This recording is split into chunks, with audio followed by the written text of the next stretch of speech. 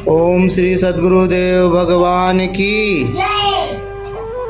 ओम श्री परमात्मने नमः। अथ द्वितीयो अध्याय।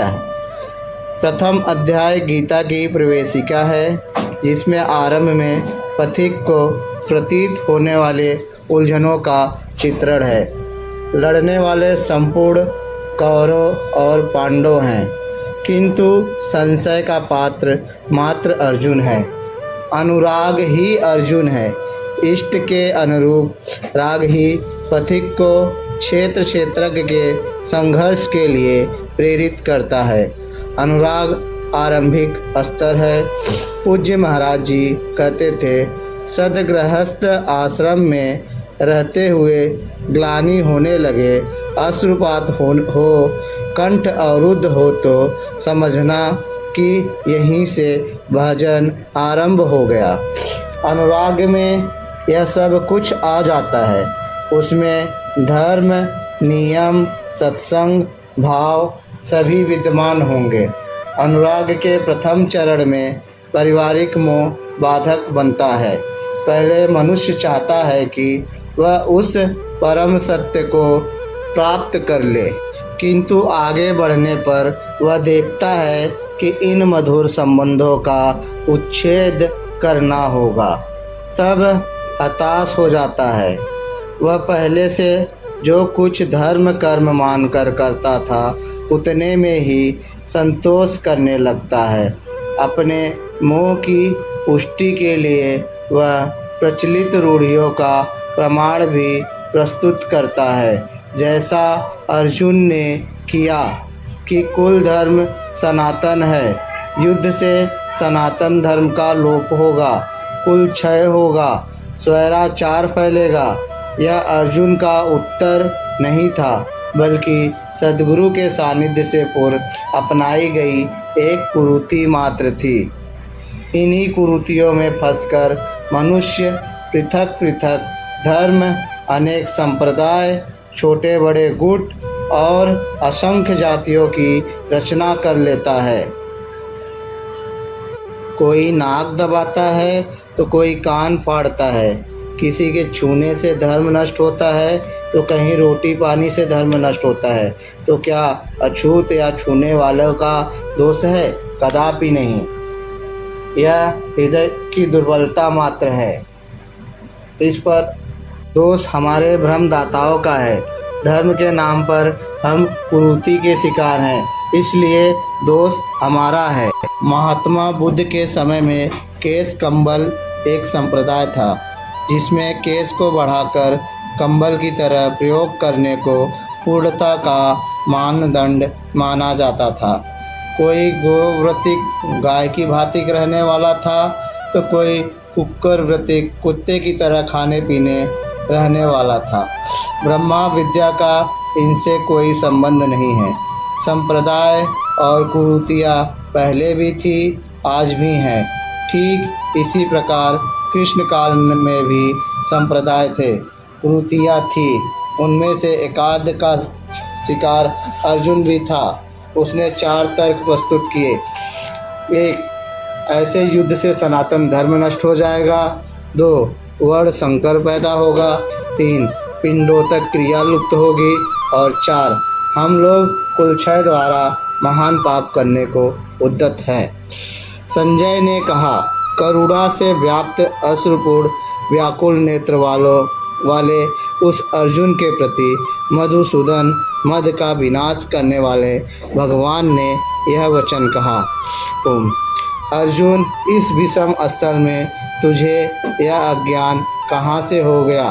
विषम स्थल अर्थात जिसकी समता का सृष्टि में कोई स्थल है ही नहीं, पारलौकिक है लक्ष्य जिसका। ऐसे निर्विवाद स्थल पर तुझे अज्ञान कहाँ से हुआ? अज्ञान क्यों? अर्जुन तो सनातन धर्म की रक्षा के लिए कटिबद्ध है।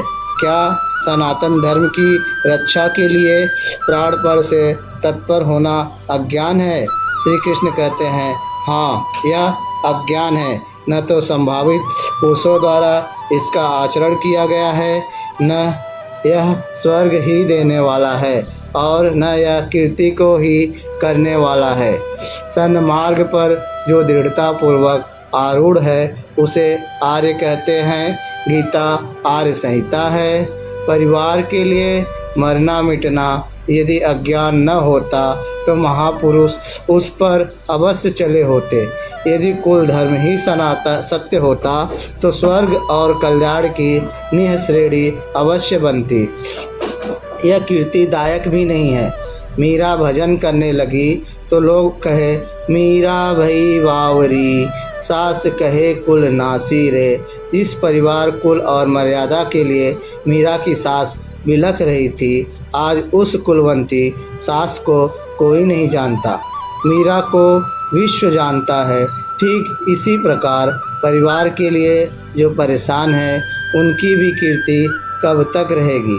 जिसमें कीर्ति नहीं, कल्याण नहीं, श्रेष्ठ पुरुषों ने भूलकर जिसका आचरण नहीं किया तो सिद्ध है कि वह अज्ञान है। अतः अर्जुन, नपुंसकता को मत प्राप्त हो। क्या अर्जुन नपुंसक था? क्या आप पुरुष हैं? नपुंसक वह है जो पौरुष से हीन हो। सब अपनी समझ से पुरुषार्थ ही तो करते हैं। किसान रात दिन खून पसीना एक करके खेत में पुरुषार्थ ही तो करता है। कोई व्यापार में पुरुषार्थ समझता है तो कोई पद का दुरुपयोग करके पुरुषार्थी बनता है। जीवन भर पुरुषार्थ करने पर भी खाली हाथ जाना पड़ता है। स्पष्ट है कि यह पुरुषार्थ नहीं है, शुद्ध पुरुषार्थ है आत्मदर्शन। गार्गी ने याज्ञवल्क्य से कहा, वह पुरुष होते हुए भी नपुंसक है जो हृदयस्थ आत्मा को नहीं पहचानता। वह आत्मा ही पुरुष स्वरूप स्वयं प्रकाश, उत्तम, आनंद युक्त और अव्यक्त है। उसे पाने का प्रयास ही पौरुष है। अर्जुन तू नपुंसकता को न प्राप्त हो, यह तेरे योग्य नहीं है। यह परम तप हृदय की क्षुद्र दुर्बलता को त्याग कर युद्ध के लिए खड़ा हो। आसक्ति का त्याग करो, यह हृदय की दुर्बलता मात्र है। इस पर अर्जुन ने तीसरा प्रश्न प्रस्तुत किया। अहंकार का समन करने वाले मधुसूदन, मैं रणभूमि में पितामह भीष्म और आचार्य द्रोण से किस प्रकार बाढ़ों से युद्ध करूँगा, क्योंकि अरुसूदन वे दोनों ही पूजनीय हैं। द्वैत ही द्रोण है, प्रभु अलग हैं, हम अलग हैं। द्वैत का यह भान ही प्राप्ति की प्रेरणा का आरंभिक स्रोत है। यही द्रोणाचार्य का गुरुत्व है। भ्रम ही भीष्म है। जब तक भ्रम है तभी तक बच्चे, परिवार, रिश्तेदार सभी अपने लगते हैं। अपना लगने में भ्रम ही माध्यम है। आत्मा ने इन्हीं को पूज्य मानकर इनके साथ रहता है कि यह पिता है, दादा है, कुलगुरु है इत्यादि। साधन के पूर्ति काल में गुरु न चेला, पुरुष अकेला, न बंधुर न मित्रम, न गुरुन्नैव शिष्य, चिदानंद रूप शिवोहम शिवोहम।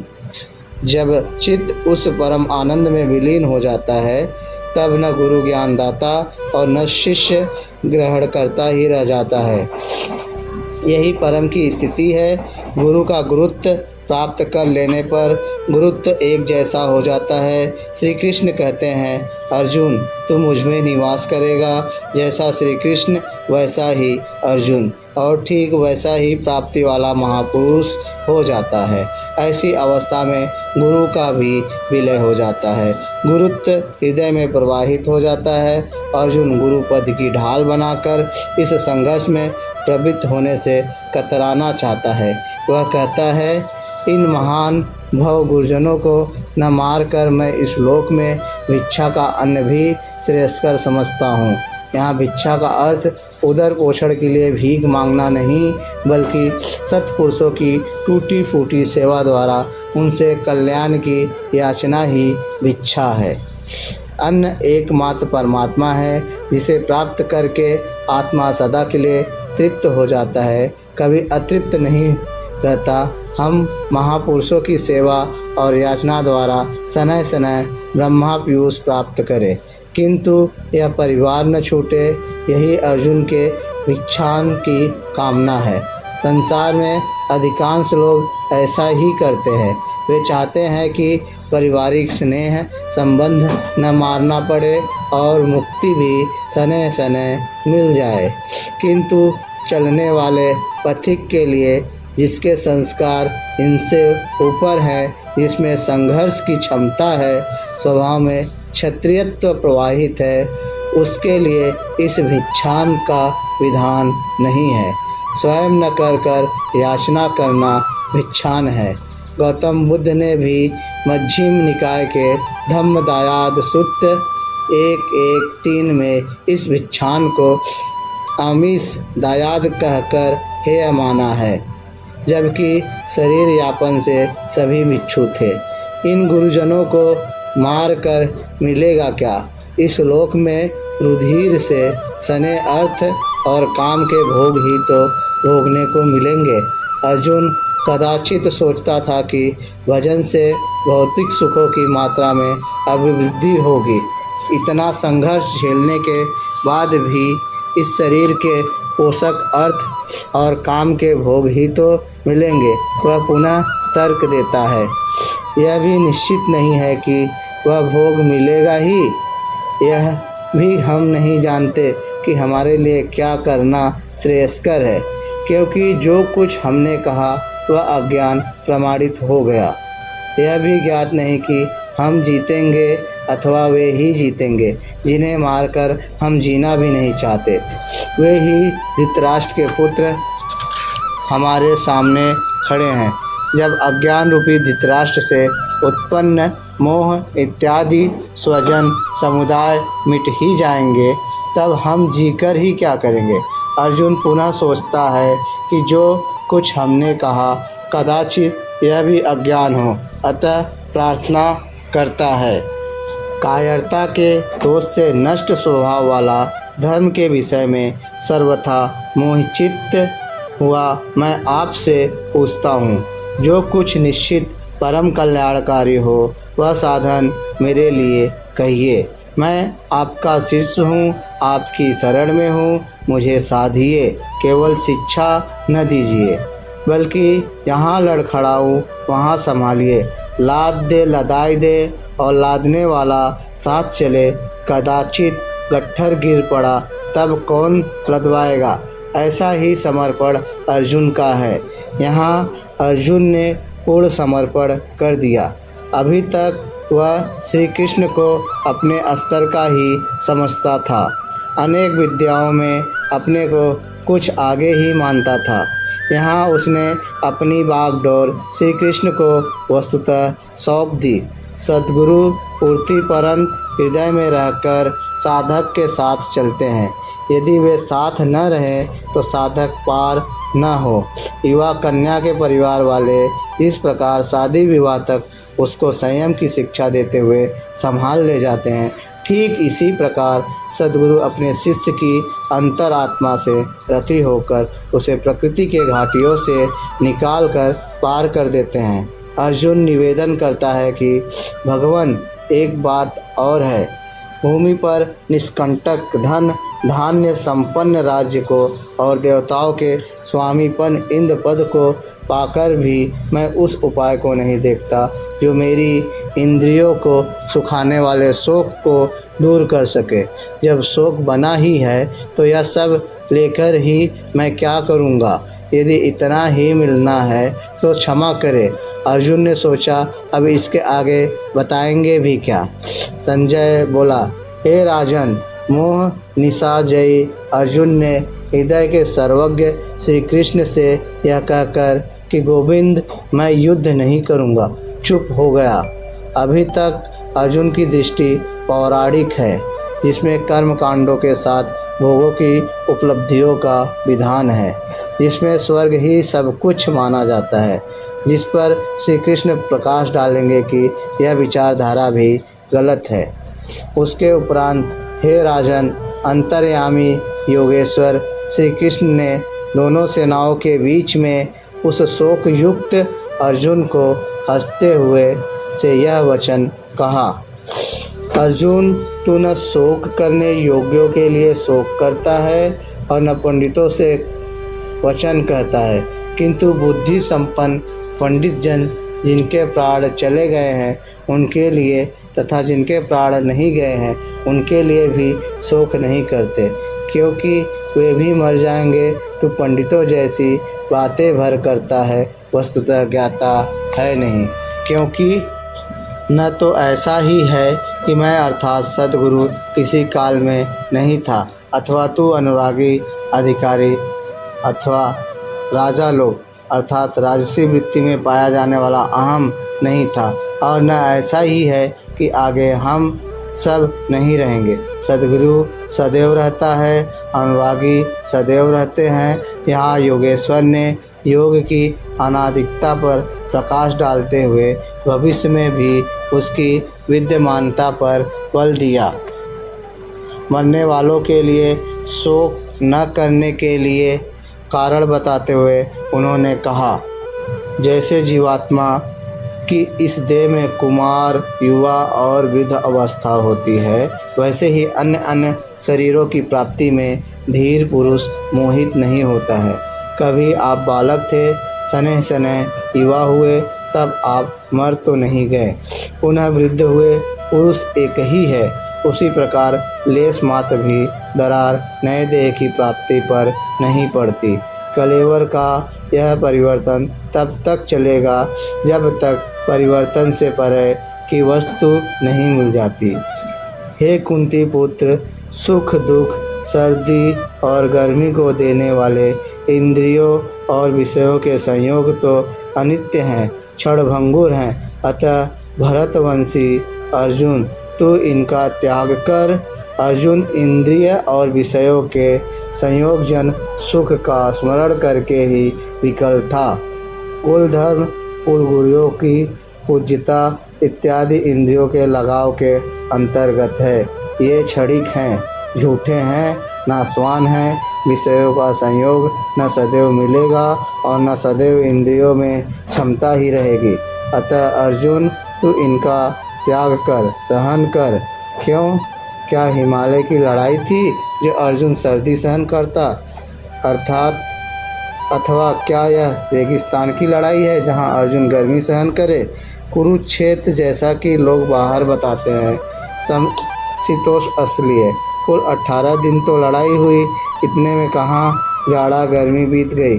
वस्तुतः सर्दी गर्मी, दुख सुख, मान अपमान को सहन करना एक योगी पर निर्भर करता है। यह हृदय देश की लड़ाई का चित्रण है। बाहर युद्ध के लिए गीता नहीं कहती। यह क्षेत्र क्षेत्रज्ञ का संघर्ष है, जिसमें आसुरी संपदा का सर्वथा समन कर परमात्मा में स्थिति दिलाकर दैवी संपत्ति भी शांत हो जाती है। जब विकार है ही नहीं तो सजाती प्रवृत्तियाँ किस पर आक्रमण करे, अतः पूर्णत्व के साथ वे भी शांत हो जाती हैं। इससे पहले नहीं। गीता अंतर्देश की लड़ाई का चित्रण है। इस त्याग से मिलेगा क्या, इससे लाभ क्या है, इस पर श्री कृष्ण कहते हैं, क्योंकि हे पुरुष श्रेष्ठ, दुख सुख को समान समझने वाले जिस धीर पुरुष को इंद्रियों और विषयों को संयोग व्यतीत नहीं कर पाते, वह मृत्यु से परे अमृत तत्व की प्राप्ति के योग्य हो जाता है। यहाँ श्री कृष्ण ने एक उपलब्धि अमृत की चर्चा की। अर्जुन सोचता था कि युद्ध के परिणाम में स्वर्ग मिलेगा या पृथ्वी, किंतु श्री कृष्ण कहते हैं कि न स्वर्ग मिलेगा और न पृथ्वी, बल्कि अमृत मिलेगा। अमृत क्या है? अर्जुन, असत वस्तु का अस्तित्व नहीं है, वह है ही नहीं, उसे रोका नहीं जा सकता, और सत्य का तीनों काल में अभाव नहीं है, उसे मिटाया नहीं जा सकता। अर्जुन ने पूछा, क्या भगवान होने के नाते आप कहते हैं?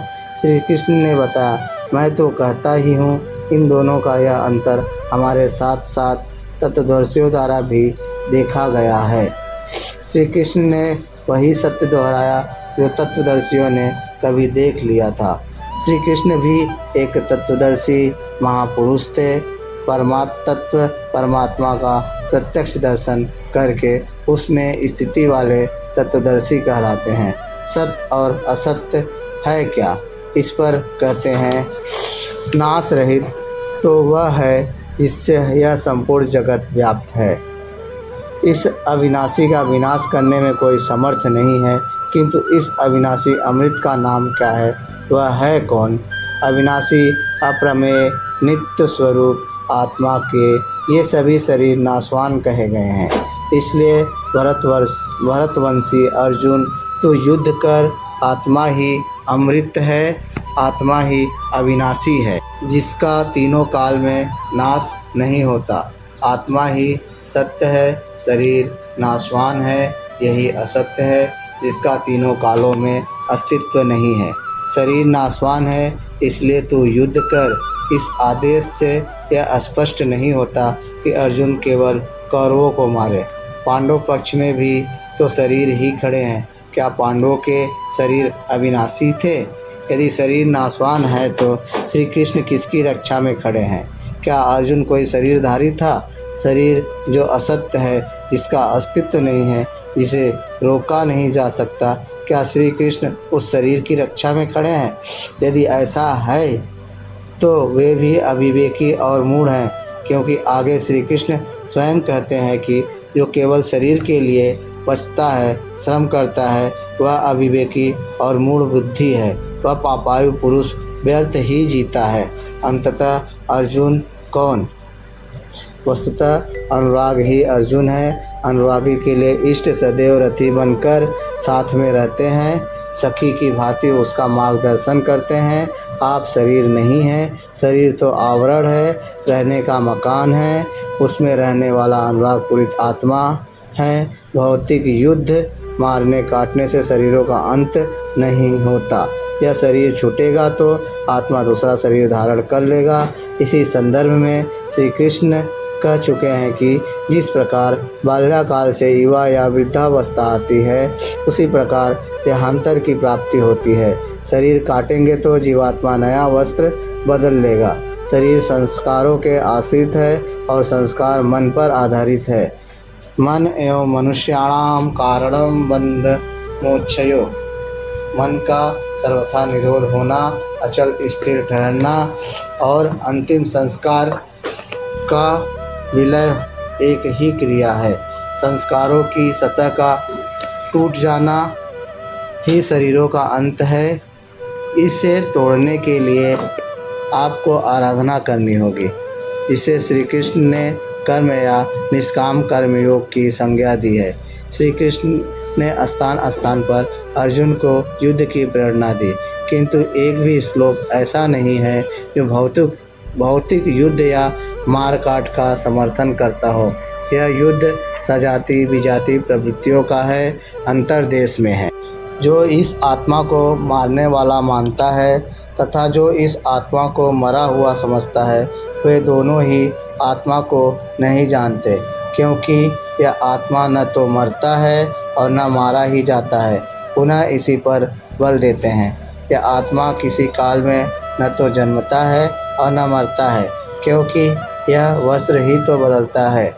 न यह आत्मा होकर अन्य कुछ होने वाला है, क्योंकि यह अजन्मा है, नित्य है, शाश्वत और पुरातन है। शरीर के नाश होने पर भी इसका नाश नहीं होता। आत्मा ही सत्य है, आत्मा ही पुरातन है, आत्मा ही शाश्वत और सनातन है। आप कौन हैं? सनातन धर्म के अनुयायी। सनातन कौन है? आत्मा। आप आत्मा के अनुयायी हैं। आत्मा, परमात्मा और ब्रह्मा एक दूसरे के पर्याय हैं। आप कौन? शाश्वत धर्म के उपासक। शाश्वत कौन है? आत्मा, अर्थात हम आप आत्मा के उपासक हैं। यदि आप आत्मिक पद को नहीं जानते तो आपके पास शाश्वत सनातन नाम की कोई वस्तु नहीं है। उसके लिए आप आहें भरते हैं तो प्रत्याशी अवश्य हैं, किंतु सनातन धर्मी नहीं हैं। सनातन धर्म के नाम पर किसी कुरीति के शिकार हैं। देश विदेश में मानव मात्र में आत्मा एक ही जैसा है, इसलिए विश्व में कहीं भी कोई आत्मा की स्थिति दिलाने वाली क्रिया जानता है और उस पर चलने के लिए प्रयत्नशील है तो वह सनातन धर्मी है, चाहे वह अपने को ईसाई, मुसलमान, यहूदी या कुछ भी क्यों न कह ले। पार्थिव शरीर को रथ बनाकर ब्रह्मा रूपी लक्ष्य पर अचूक निशाना लगाने वाला पिता पुत्र अर्जुन, जो पुरुष इस आत्मा को नाश रहित, नित्य, अजन्मा और अव्यक्त जानता है, वह पुरुष कैसे किसी को मरवाता है और कैसे किसी को मारता है। अविनाशी का विनाश असंभव है, अजन्मा जन्म नहीं लेता, अतः शरीर के लिए शोक नहीं करना चाहिए। इसी को उदाहरण से स्पष्ट करते हैं, जैसे मनुष्य जीर्णानि वासांसि, जीर्ण शीर्ण पुराने वस्त्रों को त्याग कर नए वस्त्रों को ग्रहण करता है, ठीक वैसे ही यह जीवात्मा पुराने शरीरों को त्याग कर दूसरे नए शरीरों को धारण करता है। जीर्ण होने पर ही नया शरीर धारण करना है तो शिशु क्यों मर जाते हैं। यह वस्त्र तो और विकसित होना चाहिए। वस्तुतः यह शरीर संस्कारों पर आधारित है। जब संस्कार जीर्ण होते हैं तो शरीर छूट जाता है।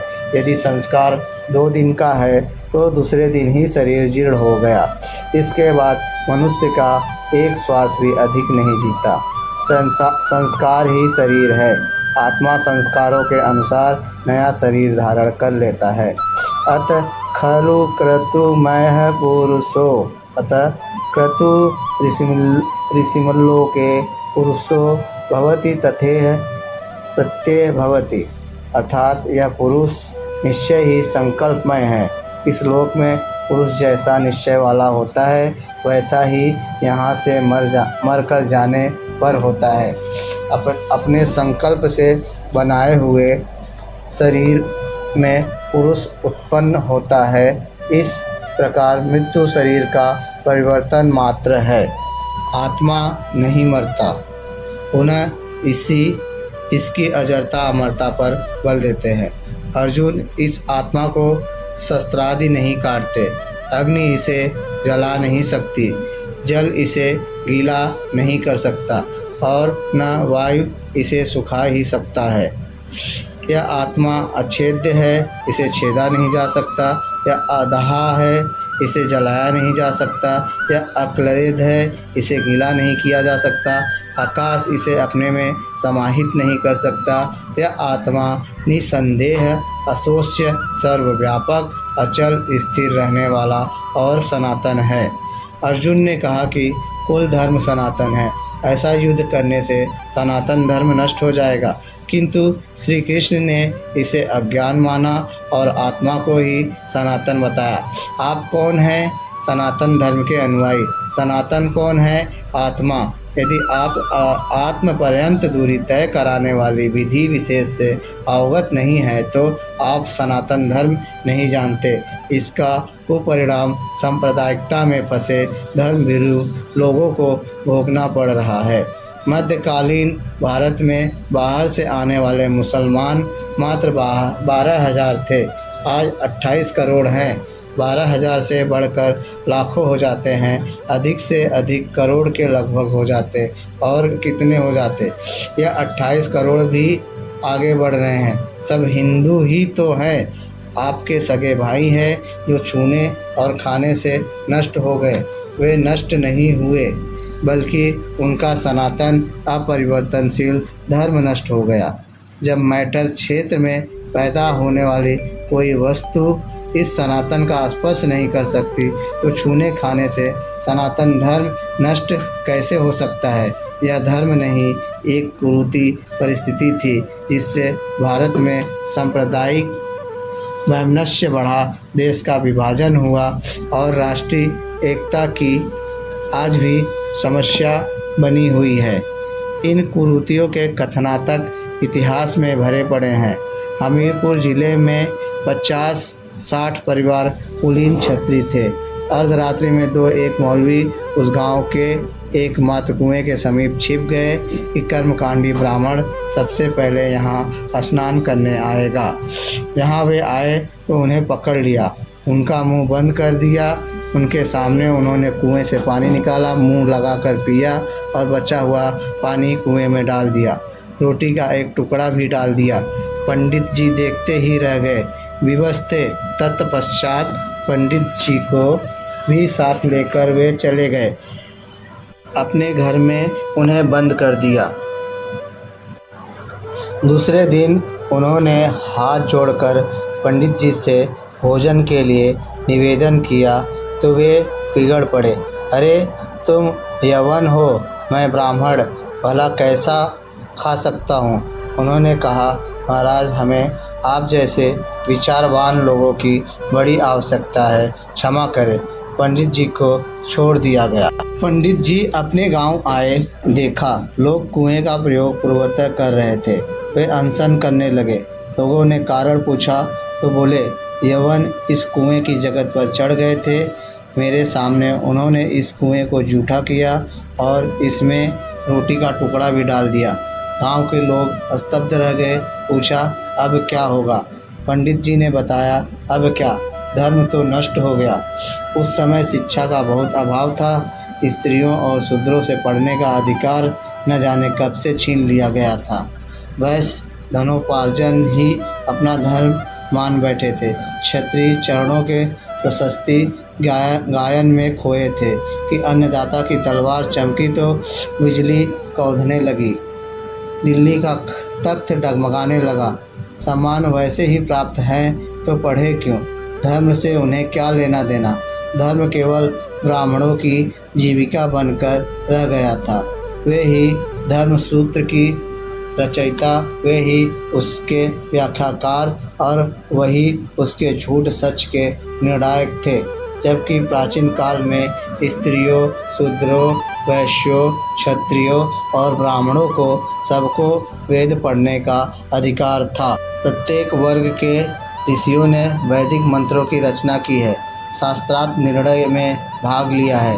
प्राचीन राजाओं ने धर्म के नाम पर आडंबर फैलाने वालों को दंड दिया, धर्मपरायणों का समादर किया था।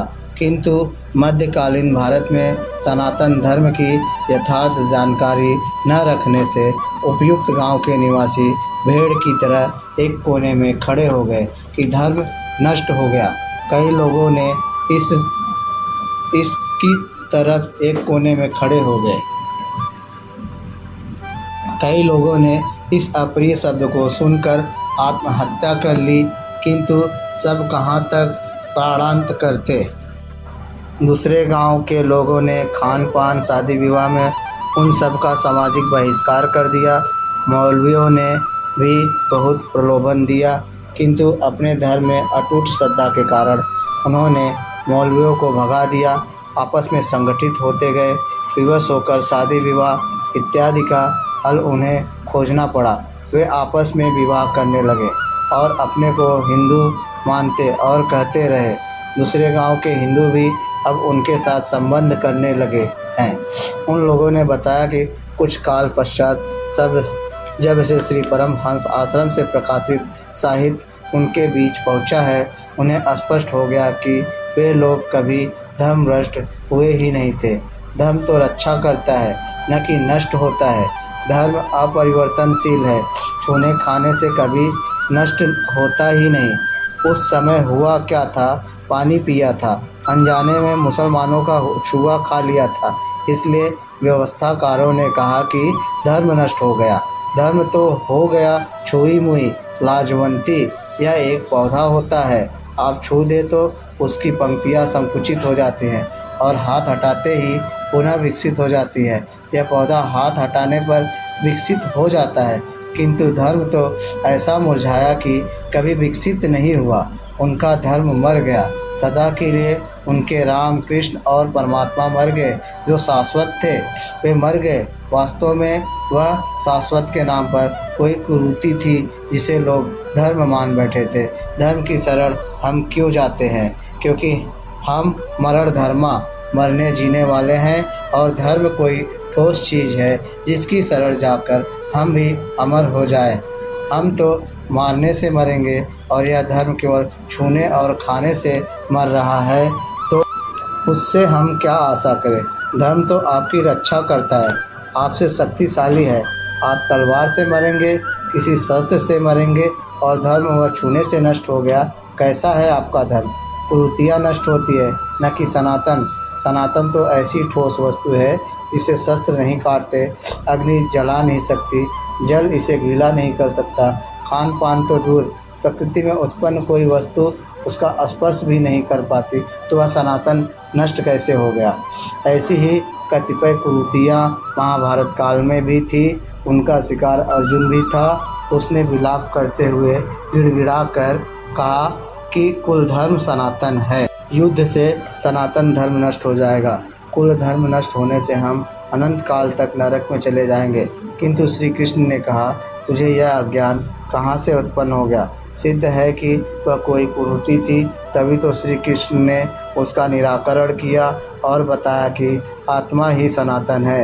यदि आप आत्मिक पथ नहीं जानते तो सनातन धर्म में आपका अभी तक प्रवेश नहीं हुआ है। जब यह सनातन शाश्वत आत्मा सबके अंदर व्याप्त है तो खोजा किसे जाए। इस पर श्री कृष्ण कहते हैं, यह आत्मा अव्यक्त अर्थात इंद्रियों का विषय नहीं है। इंद्रियों के द्वारा इसे समझा नहीं जा सकता। जब तक इंद्रियों और विषयों का संयोग है तब तक आत्मा है तो, किंतु उसे समझा नहीं जा सकता। वह अचिंत्य है। जब तक चित्त और चित्त की लहर है तब तक वह शाश्वत है तो, किंतु हमारे दर्शन उपभोग और प्रवेश के लिए नहीं है। अतः चित्त का निरोध करे। पीछे श्री कृष्ण बता आए हैं कि असत्य वस्तु का अस्तित्व नहीं है और सत्य का तीनों काल में अभाव नहीं है। वह सत्य है आत्मा। आत्मा ही सत्य, अपरिवर्तनशील, शाश्वत, सनातन और अव्यक्त है। तत्वदर्शियों ने आत्मा को इन विशेष गुणधर्मों से युक्त देखा। न 10 भाषाओं के ज्ञाता ने देखा, न किसी समृद्धशाली ने देखा, बल्कि तत्वदर्शियों ने देखा। श्री कृष्ण ने आगे बताया कि तत्व है परमात्मा। मन के निरोधा काल में साधक उसका दर्शन और उसमें प्रवेश पाता है। प्राप्ति काल में भगवान मिलते हैं और दूसरे ही क्षण वह अपनी आत्मा को ईश्वरीय गुणधर्मों से विभूषित देखता है। वह देखता है कि आत्मा ही सत्य है, सनातन और परिपूर्ण है। यह आत्मा अचिंत्य है, यह विकार रहित अर्थात न बदलने वाला कहा जाता है। अतः अर्जुन, आत्मा को ऐसा जानकर तू शोक करने योग्य नहीं है। अब श्री कृष्ण अर्जुन के विचारों में विरोधाभास दिखाते हैं जो सामान्य तर्क है। यदि तू इससे सदैव जन्मने वाला और सदा मरने वाला माने तब भी तुझे शोक नहीं करना चाहिए, क्योंकि ऐसा मान लेने पर भी जन्मने वाले की निश्चित मृत्यु और मरने वाला का निश्चित जन्म सिद्ध होता है। इसलिए भी तू बिना उपाय वाले इस विषय में शोक करने लायक नहीं है, जिसका कोई इलाज नहीं। उसके लिए शोक करना एक अन्य दुख को आमंत्रित करना है। अर्जुन, संपूर्ण प्राणी जन्म से पहले भी बिना शरीर वाले और मरने के बाद भी बिना शरीर वाले हैं। जन्म के पूर्व और मृत्यु के पश्चात भी दिखाई नहीं पड़ते, केवल जन्म मृत्यु के बीच में ही शरीर धारण करते हुए दिखाई देते हैं। अतः इस अपरिवर्तनशील के लिए व्यर्थ की चिंता क्यों करते हो। इस आत्मा को देखता कौन है, इस पर कहते हैं। पहले श्री कृष्ण ने कहा था कि इस आत्मा को तत्वदर्शियों ने देखा है। अब तत्वदर्शन की दुर्लभता पर प्रकाश डालते हैं कि कोई बिरला महापुरुष ही इस आत्मा को आश्चर्य की तरह देखता है, सुनता नहीं, प्रत्यक्ष देखता है। और वैसे ही दूसरा कोई महापुरुष आश्चर्य की तरह इसके तत्व को कहता है। जिसने देखा है वही यथार्थ कह सकता है। दूसरा कोई बिरला साधक इसे आश्चर्य की भांति सुनता है। सब सुनते भी नहीं, क्योंकि यह अधिकारी के लिए ही है। हे अर्जुन, कोई तो सुनकर भी इस आत्मा को नहीं जान पाते, क्योंकि साधन पार नहीं लगता। आप लाख ज्ञान की बातें सुने समझे, बाल की खाल निकाल कर समझे, प्रलायित भी रहें, किंतु मोह बड़ा प्रबल है। थोड़ी देर बाद ही आप अपनी सांसारिक व्यवस्थाओं में लिप्त मिलेंगे। अतः अंत में श्री कृष्ण निर्णय देते हैं, अर्जुन, यह आत्मा सबके शरीर में सदैव अवध्य है, अकाट्य है, इसलिए संपूर्ण भूत प्राणियों के लिए तू शोक करने योग्य नहीं है। आत्मा ही सनातन है। इस तथ्य का प्रतिपादन करके, इसका प्रभुता सहित वर्णन करके यह प्रश्न यहीं पूरा हो जाता है। अब प्रश्न खड़ा होता है कि इसकी प्राप्ति कैसे हो। संपूर्ण गीता में इसके लिए दो ही मार्ग है, पहला निष्काम कर्म योग और दूसरा ज्ञान योग। दोनों मार्गों में किया जाने वाला कर्म एक ही है। उस कर्म की अनिवार्यता पर बल देते हुए योगेश्वर श्री कृष्ण ज्ञान योग के विषय में कहते हैं, अर्जुन, स्वधर्म देखकर भी तू भय करने योग्य नहीं है, क्योंकि धर्म से संयुक्त युद्ध से बढ़कर अन्य कोई परम कल्याणकारी मार्ग क्षत्रिय के लिए नहीं है। अभी तक तो आत्मा शाश्वत है, आत्मा सनातन है, वही एकमात्र धर्म कहा गया है। अब यह स्वधर्म कैसा? धर्म तो एकमात्र आत्मा ही है, वह तो अचल स्थिर है, तो धर्माचरण क्या? वस्तुतः इस आत्मपथ में प्रवृत्त होने की क्षमता हर व्यक्ति की अलग अलग होती है। स्वभाव से उत्पन्न इस क्षमता को स्वधर्म कहा गया है। इसी एक सनातन आत्मिक पथ पर चलने वाले साधकों को महापुरुष ने स्वभाव की क्षमता के अनुसार 4 श्रेणियों में बांटा। इसी एक सनातन आत्मिक पथ पर चलने वाले साधकों को महापुरुष ने स्वभाव की क्षमता के अनुसार 4 श्रेणियों में बांटा। शूद्र, वैश्य, क्षत्रिय और ब्राह्मण। साधना की प्रारंभिक अवस्था में प्रत्येक साधक शूद्र अर्थात अल्पज्ञ होता है। घंटों भजन में बैठने पर वह 10 मिनट भी अपने पक्ष में नहीं पाता। वह प्रकृति के माया जाल को काट नहीं पाता। इस अवस्था में महापुरुष की सेवा से उसके स्वभाव में सद्गुण आते हैं। वह वैश्य श्रेणी का साधक बन जाता है। आत्मिक संपत्ति ही स्थिर संपत्ति है। इसका वह सने संग्रह और गोपालन अर्थात इंद्रियों की सुरक्षा करने में सक्षम हो जाता है।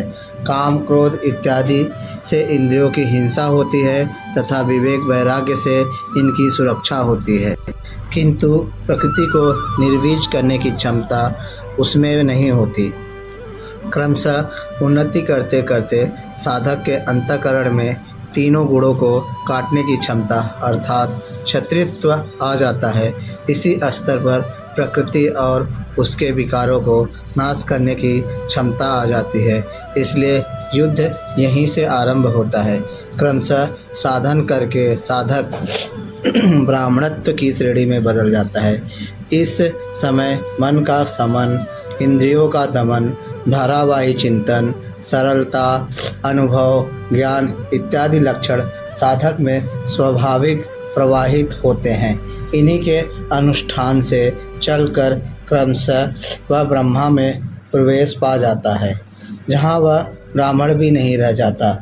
विदेह राजा जनक की सभा में महर्षि याज्ञवल्क्य ने चक्रायण, उपस्थि, कहोल, आरूढ़ी, उद्दालक और गार्गी के प्रश्नों का समाधान करते हुए बताया कि आत्म साक्षात्कार का पूर्णतया संपादन करने वाला ही ब्राह्मण होता है। यह आत्मा ही लोक, परलोक और समस्त प्राणियों के भीतर से नियमित करता है। सूर्य, चंद्रमा, पृथ्वी, जल, वायु, अग्नि, तारागण, अंतरिक्ष, आकाश एवं प्रत्येक क्षण इस आत्मा के ही प्रशासन में है। यह तुम्हारा आत्मा अंतर्यामी अमृत है। आत्मा अक्षर है, इससे भिन्न सब नाशवान है। जो कोई इस श्लोक में इस अक्षर को न जानकर हवन करता है, तप करता है, हजारों वर्ष तक यज्ञ करता है, उसका यह सब कर्म नाशवान है। जो कोई भी इस अक्षर को जाने बिना इस लोक से मर जाता है, वह दयनीय है, कृपण है, और जो इस अक्षर को जानकर इस लोक से मर कर जाता है, वह ब्राह्मण है। अर्जुन क्षत्रिय श्रेणी का साधक है। श्री कृष्ण कहते हैं कि क्षत्रिय श्रेणी के साधक के लिए युद्ध के अतिरिक्त कोई कल्याणकारी रास्ता है ही नहीं।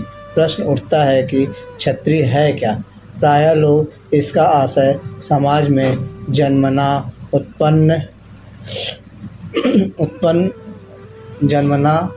उत्पन्न ब्राह्मण, क्षत्रिय, वैश्य, शूद्र जातियों से लेते हैं। इन्हें ही 4 वर्ण मान लिया जाता है, किंतु नहीं। शास्त्रकार ने स्वयं बताया है कि क्षत्रिय क्या है, वर्ण क्या है। यहाँ उन्होंने केवल क्षत्रिय का नाम लिया और आगे 18वें अध्याय तक इस प्रश्न का समाधान प्रस्तुत किया कि वस्तुतः ये वर्ण है क्या और कैसे इनमें परिवर्तन होता है। श्री कृष्ण ने कहा, 4 वर्णों की सृष्टि मैंने की, तो क्या मनुष्यों को बांटा? श्री कृष्ण कहते हैं, नहीं, गुणों के माध्यम से कर्म को 4 भागों में बांटा। अब यह देखना है कि वह कर्म क्या है जिसे बांटा गया। गुण परिवर्तनशील है। साधना की उचित प्रक्रिया द्वारा तामसी से राजसी और राजसी से सात्विक गुणों में प्रवेश मिलता है। अंततः ब्राह्मण स्वभाव वाला बन जाता है। उस समय ब्रह्मा में प्रवेश दिलाने वाली सारी योग्यताएं उस साधक में रहती है। वर्ण संबंधी प्रश्न यहाँ से प्रारंभ होकर 18वें अध्याय में जाकर पूर्ण होता है। श्री कृष्ण की मान्यता है, स्वभाव से उत्पन्न इस धर्म में प्रवृत्त होने की क्षमता जिस स्तर की हो, भले ही वह गुण रहित शुद्ध श्रेणी ही क्यों न हो, तब भी परम कल्याण करती है, क्योंकि आप क्रमशः वहीं से उत्थान करते हैं। उससे ऊपर वालों की नकल करके साधक नष्ट हो जाता है। अर्जुन क्षत्रिय श्रेणी का साधक था, इसलिए श्री कृष्ण कहते हैं कि अर्जुन, अपने स्वभाव से उत्पन्न इस युद्ध में प्रवृत्त होने की अपनी क्षमता को देखकर भी तू भय करने योग्य नहीं है। इससे बढ़कर दूसरा कोई कल्याणकारी कार्य क्षत्रिय के लिए नहीं है। इसी पर प्रकाश डालते हुए पुनः योगेश्वर कहते हैं, पार्थिव शरीर को ही रथ बनाकर अचूक लक्ष्य वेधी अर्जुन स्वतः प्राप्त स्वर्ग के खुले हुए द्वार रूपी इस युद्ध को भाग्यवान क्षत्रिय ही प्राप्त करते हैं। क्षत्रिय श्रेणी के साधक में तीनों गुणों को काट देने की क्षमता रहती है। उसके लिए स्वर्ग का द्वार खुला है, क्योंकि उसमें दैवी संपद पूर्णतः अर्जित रहती है। स्वर्ग में विचरने की उसमें क्षमता रहती है। यही खुला हुआ स्वर्ग का द्वार है। क्षेत्रज्ञ के इस युद्ध को भाग्यवान क्षत्रिय ही पाते हैं, क्योंकि उनमें ही इस संघर्ष की क्षमता है। दुनिया में लड़ाइयाँ होती हैं, विश्व सिमट कर लड़ता है, प्रत्येक जाति लड़ती है, किंतु शाश्वत विजय जीतने वाले को भी नहीं मिलती। तो ये तो आपसी बदले हैं। जो जिसको जितना दबाता है, कालांतर में उसे भी उतना ही दबना पड़ता है। यह कैसी विजय है जिसमें इंद्रियों को सुखाने वाले शोक बना ही रहता है, अंत में शरीर भी नष्ट हो जाता है। वास्तविक संघर्ष तो क्षेत्र और क्षेत्रज्ञ का है, जिसमें एक बार विजय हो जाने पर प्रकृति का सदा के लिए निरोध और परम पुरुष परमात्मा की प्राप्ति हो जाती है। यह ऐसी विजय है जिसके पीछे हार नहीं है। और यदि तू इस धर्म युक्त संग्राम अर्थात शाश्वत सनातन परम धर्म परमात्मा में प्रवेश दिलाने वाले धर्म युद्ध नहीं करेगा, तो स्वधर्म अर्थात स्वभाव से उत्पन्न संघर्ष करने की क्षमता, क्रिया में प्रवृत्त होने की क्षमता को खोकर पाप अर्थात आवागमन और अपकीर्ति को प्राप्त होगा। अपकीर्ति पर प्रकाश डालते हैं। सब लोग बहुत काल तक तेरी अपकीर्ति का कथन करेंगे। आज भी पदच्युत होने वाले महात्माओं में विश्वामित्र, पराशर, निमि, सिंघी इत्यादि की गणना होती है। बहुत से साधक अपने धर्म पर विचार करते हैं, सोचते हैं कि लोग हमें क्या कहेंगे। ऐसा भाव भी साधना में सहायक होता है। इससे साधना में लगे रहने की प्रेरणा मिलती है। कुछ दूरी तक यह भाव भी साथ देता है। माननीय पुरुषों के लिए अपकीर्ति मरण से भी बढ़कर होती है। इन महारथियों के निगाह में तो बहुत माननीय होकर अब तुच्छता को प्राप्त होगा। वे महारथी लोग तुझे भय के कारण युद्ध से उपराम हुआ मानेंगे। महारथी कौन? इस पथ पर महान परिश्रम से आगे बढ़ने वाले साधक महारथी हैं। इसी प्रकार इतने ही परिश्रम से अविद्या की ओर खींचने वाले काम, क्रोध, लोभ, मोहादि भी महारथी हैं, जो तुझे बहुत सम्मान देते थे कि साधक प्रशंसनीय है, तुम उनकी निगाह से गिर जाओगे। इतना ही नहीं बल्कि बैरी लोग तेरे पराक्रम की निंदा करते हुए बहुत से न कहने योग्य वचनों को कहेंगे। एक दोष आता है तो चारों ओर से निंदा और बुराइयों की झड़ी लग जाती है। न कहने योग्य वचन भी कहे जाते हैं। इससे बड़ा दुख क्या होगा। अतः इस युद्ध में मरोगे तो स्वर्ग प्राप्त करोगे। स्वर्ग में विचरने की क्षमता रहेगी। श्वास के बाहर प्रकृति में विचरने की धाराएं निरुद्ध हो जाएंगी। परमदेव परमात्मा में प्रवेश दिलाने वाली दैवी संपद हृदय में पूर्णतः प्रवाहित रहेगी। अथवा इस संघर्ष में जीतने पर महामहिम स्थिति को प्राप्त करोगे। इसलिए अर्जुन युद्ध के लिए निश्चय करके खड़ा हो। प्रायः लोग इस श्लोक के अर्थ में समझते हैं कि इस युद्ध में मरोगे तो स्वर्ग जाओगे और जीतोगे तो पृथ्वी का भोग भोगोगे। किंतु आपको स्मरण होगा, अर्जुन कह चुका है, भगवान पृथ्वी ही नहीं अपितु त्रिलोक्य के साम्राज्य और देवताओं के स्वामीपन अर्थात इंद्रपद प्राप्त होने पर भी मैं उस उपाय को नहीं देखता जो इंद्रियों को सुखाने वाले मेरे शोक को दूर कर सके। यदि इतना ही मिलना है तो गोविंद मैं युद्ध कदापि नहीं करूँगा। यदि इतने पर भी श्री कृष्ण कहते कि अर्जुन लड़ो, जीतोगे तो पृथ्वी पा जाओगे, हारोगे तो स्वर्ग के नागरिक बन जाओगे, तो श्री कृष्ण देते ही क्या हैं। अर्जुन इससे आगे का सत्य श्रेय परम कल्याण की कामना वाला शिष्य था, जिसे सद्गुरुदेव श्री कृष्ण ने बताया कि क्षेत्रज्ञ के इस संघर्ष में यदि शरीर का समय पूरा हो जाता है और लक्ष्य तक नहीं पहुंच सके तो स्वर्ग प्राप्त करोगे, अर्थात स्वर्ग में ही विचरण करने की क्षमता प्राप्त कर लोगे। दैवी संपद हृदय में ढल जाएगी और संघर्ष में समल हो जाते हो तो महीन सबसे महान ब्रह्मा की महिमा का उपभोग करोगे, महामहिम की स्थिति प्राप्त कर लोगे। जीतोगे तो सर्वस्व, क्योंकि महामहिमत्व को पाओगे, और हारोगे तो देवत दोनों हाथों में लड्डू रहेंगे। लाभ में भी लाभ और हानि में भी लाभ ही है। पुनः इसी पर बल देते हैं। इस प्रकार सुख दुख, लाभ हानि, जय पराजय को समान समझकर तू युद्ध के लिए तैयार हो। युद्ध करने से तू पाप को प्राप्त नहीं होगा, अर्थात सुख में सर्वस्व और दुख में भी देवत्व है। लाभ में महिम की स्थिति अर्थात सर्वस्व और हानि में देवत्व है। जय में महामहिम स्थिति और पराजय में भी दैवी संपत्ति पर अधिकार है। इस प्रकार अपने लाभ हानि को भली प्रकार स्वयं समझकर तू युद्ध कर के लिए तैयार हो। लड़ने में ही दोनों वस्तुएं हैं।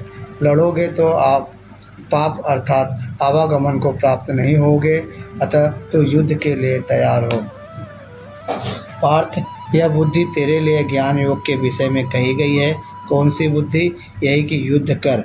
ज्ञान योग में इतना ही है कि अपनी हस्ती को देखकर लाभ हानि का भली प्रकार विचार करके कि जीतेंगे तो महामहिम स्थिति और हारेंगे तो देवत्व।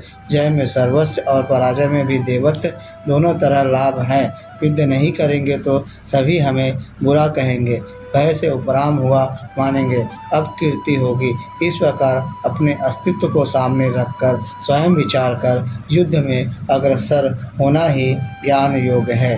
प्रायः लोगों में भ्रांति है कि ज्ञान मार्ग में कर्म युद्ध नहीं करना पड़ता। वे कहते हैं कि ज्ञान मार्ग में कर्म नहीं है, मैं तो शुद्ध हूँ, चैतन्य हूँ, अहम ब्रह्मासि, गुण ही गुण में वर्तते हैं, ऐसा मानकर हाथ पर हाथ रखकर बैठ जाते हैं।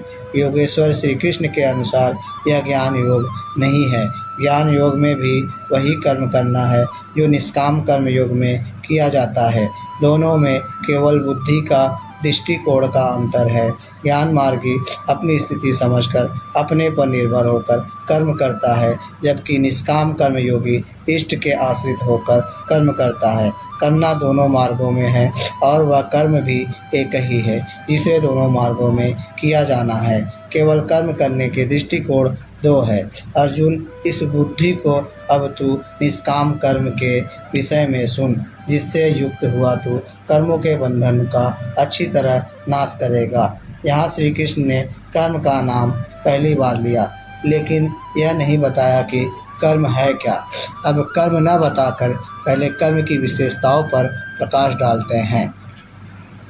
इस निष्काम कर्म योग में आरंभ का अर्थात बीज का नाश नहीं होता, सीमित फल रूपी दोष नहीं है। इसलिए इस निष्काम कर्म का, इस कर्म से संपादित धर्म का थोड़ा भी साधन जन्म मृत्यु रूपी महान भय से उद्धार कर देता है। धर्म परिवर्तित नहीं होता। आप इस कर्म को समझें और इस पर 2 कदम चल भर दे, जो सद गृहस्थ आश्रम में रहकर ही चला जा सकता है। साधक तो चलते ही हैं, बीज भर डाल दे तो अर्जुन बीज का नाश नहीं होता। प्रकृति में कोई क्षमता नहीं, ऐसा कोई अस्त्र नहीं कि उस सत्य को मिटा दे। प्रकृति केवल आवरण डाल सकती है, कुछ देर कर सकती है, किंतु साधन के आरंभ को मिटा नहीं सकते। आगे श्री कृष्ण ने बताया कि सभी पापियों से भी बड़ा पापी ही क्यों न हो, ज्ञान रूपी नौका द्वारा निसंदेह पार हो जाएगा। ठीक उसी बात को यहाँ कहते हैं कि अर्जुन, निष्काम कर्मयोग का बीजारोपण भर कर दे तो उस बीज का कभी नाश नहीं होता। विपरीत फल रूपी दोष भी इसमें नहीं होता कि आपको स्वर्ग, रिद्धियों या सिद्धियों तक पहुँचाकर छोड़ दें। आप यह साधन भले छोड़ दें, किंतु यह साधन आपका उद्धार करके ही छोड़ेगा। इस निष्काम कर्मयोग का थोड़ा सा भी साधन जन्म मृत्यु के महान भय से उद्धार कर देता है। कर्म का यही बीजारोपण अनेक जन्मों के पश्चात वहीं खड़ा कर देगा जहाँ परम धाम, परम गति है। इसी क्रम में आगे कहते हैं, अर्जुन, इस निष्काम कर्म योग में क्रियात्मक बुद्धि एक ही है, क्रिया एक है और परिणाम एक ही है। आत्मिक संपत्ति ही स्थिर संपत्ति है। इस संपत्ति को प्रकृति के द्वंद्व से सने सने अर्जित करना व्यवसाय है, या व्यवसाय अथवा निश्चयात्मक क्रिया भी एक ही है।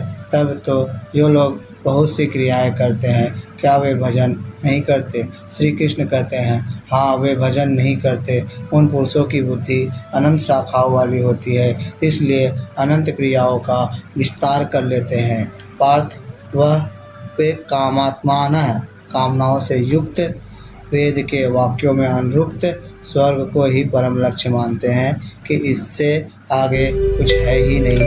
ऐसा कहने वाले अविवेकी जन जन्म मृत्यु रूपी फल देने वाली एवं भोग और ऐश्वर्य की प्राप्ति के लिए बहुत सी क्रियाओं का विस्तार कर लेते हैं और दिखावटी शोभा युक्त वाणी में व्यक्त भी करते हैं। अर्थात अविवेकियों की बुद्धि अनंत भेदों वाली होती है। वे फल वाले वाक्य में ही अनुरुक्त रहते हैं, वेद के वाक्यों को ही प्रमाण मानते हैं, स्वर्ग को ही श्रेष्ठ मानते हैं। उनकी बुद्धि बहुत सी भेदों वाली है, इसलिए अनंत क्रियाओं की रचना कर लेते हैं। वे नाम तो परम तत्व परमात्मा का ही लेते हैं, किंतु उसकी ओट में अनंत क्रियाओं का विस्तार कर लेते हैं। तो क्या अनंत क्रियाएं कर्म नहीं है? श्री कृष्ण कहते हैं, नहीं, अनंत क्रियाएं कर्म नहीं है, तो वह एक निश्चित क्रिया है क्या? श्री कृष्ण अभी यही नहीं बताते, अभी तो केवल इतना कहते हैं कि अविवेकियों की बुद्धि अनंत शाखाओं वाली होती है, इसलिए वे अनंत क्रियाओं का विस्तार कर लेते हैं। वे केवल विस्तार ही नहीं करते, अपितु अलंकारिक शैली में उसे व्यक्त भी करते हैं। उसका प्रभाव क्या होता है? उनकी वाणी की छाप जिन जिन के चित्त पर पड़ जाती है, अर्जुन, उनकी भी बुद्धि नष्ट हो जाती है। न कि वे कुछ पाते हैं, उस वाणी द्वारा हरे चित्त वालों के और भोग ऐश्वर्य में आसक्ति वाले पुरुषों के अंतःकरण में क्रियात्मकता बुद्धि नहीं रह जाती। इष्ट में समाधित करने वाली निश्चयात्मक क्रिया उनमें नहीं होती। ऐसे अविवेकों की वाणी सुनता कौन है? भोग और ऐश्वर्य में आसक्ति वाले ही सुनते हैं, अधिकारी नहीं सुनता। ऐसे पुरुषों में सम और आदि तत्व में प्रवेश दिलाने वाली निश्चयात्मक क्रिया से संयुक्त बुद्धि नहीं होती। प्रश्न उठता है कि वेदवादर्ता जो वेद के वचनों में अनुरुक्त है, क्या वे भी भूल करते हैं? इस पर श्री कृष्ण कहते हैं, अर्जुन, त्रिगुण्य विषया वेदाः, वेद तीनों गुणों तक ही प्रकाश करते हैं, इसके आगे का हाल वे नहीं जानते। इसलिए अर्जुन, तू तीनों गुणों से ऊपर उठ, अर्थात वेदों के कार्य क्षेत्र से आगे बढ़। कैसे बढ़ा जाए, इस पर श्री कृष्ण कहते हैं, सुख दुख के द्वंद्वों से रहित, नित्य सत्य वस्तु में स्थित और योग क्षेम को न चाहता हुआ आत्मपरायण हो, इस प्रकार ऊपर उठ। प्रश्न उठता है कि हम ही उठे या कोई वेदों से ऊपर उठा भी है। श्री कृष्ण बताते हैं कि आगे जो भी उठता है ब्रह्मा को जानता है, और जो ब्रह्मा को जानता है वह विप्र है। सब ओर से परिपूर्ण जलाशय के प्राप्त होने पर मनुष्य का छोटा जलाशय से जितना प्रयोजन रहता है, अच्छी प्रकार ब्रह्मा को जानने वाला ब्राह्मण का वेदों से उतना ही प्रयोजन रहता है। तात्पर्य यह है कि जो वेदों से ऊपर उठता है वह ब्रह्मा को जानता है, वही ब्राह्मण है। अर्थात तू वेदों से ऊपर उठ, ब्राह्मण बन। अर्जुन क्षत्रिय था, श्री कृष्ण कहते हैं कि ब्राह्मण बन। ब्राह्मण, क्षत्रिय इत्यादि वर्ण स्वभाव की क्षमताओं के नाम है। यह क्रम प्रधान है, न कि जन्म से निर्धारित होने वाली कोई रूढ़ी। जिसे गंगा की धारा प्राप्त है, उसे क्षुद्र जलाशय से क्या प्रयोजन। कोई उसमें शौच कर लेता है तो कोई पशुओं को नहला देता है, इसके आगे कोई उपयोग नहीं है। इसी प्रकार ब्रह्मा को साक्षात जानने वाला उस विप्र महापुरुष का, उस ब्राह्मण का वेदों से उतना ही प्रयोजन रह जाता है। प्रयोजन रहता अवश्य है, वेद रहते हैं क्योंकि पीछे वालों के लिए उनका उपयोग है। वहीं से चर्चा आरंभ होती है। इसके उपरांत योगेश्वर श्री कृष्ण कर्म करते समय बरती जाने वाली सावधानियों का प्रतिपादन करते हैं। कर्म करने में ही तेरा अधिकार है, फल में कभी नहीं। ऐसा समझ कि फल है ही नहीं, फल की वासना वाला भी मत हो और कर्म करने में तेरी अश्रद्धा भी न हो। अब तक योगेश्वर श्री कृष्ण ने 39वें श्लोक में पहली बार कर्म का नाम लिया, किंतु यह नहीं बताया कि वह कर्म है क्या और उसे करे कैसे। उस कर्म की विशेषताओं पर प्रकाश डाला कि अर्जुन, पहला, 1, अर्जुन, इस कर्म द्वारा तो कर्मों के बंधन से अच्छी प्रकार छूट जाएगा। 2, अर्जुन, इसमें आरंभ का अर्थात बीज का नाश नहीं है। आरंभ कर दे तो प्रकृति के पास कोई उपाय नहीं कि उसे नष्ट कर दे। 3, इसमें सीमित फल रूपी दोष भी नहीं है कि स्वर्ग का रिद्धियों सिद्धियों से फंसाकर खड़ा कर दे, या रिद्धियों सिद्धियों में फंसाकर खड़ा कर दे।